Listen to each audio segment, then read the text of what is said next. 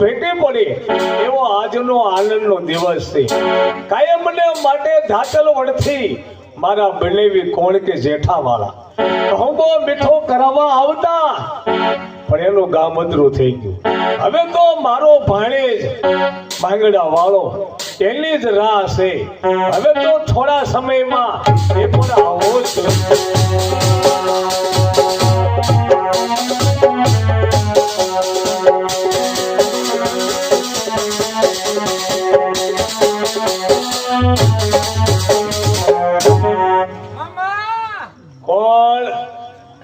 કોણ બોલ્યો?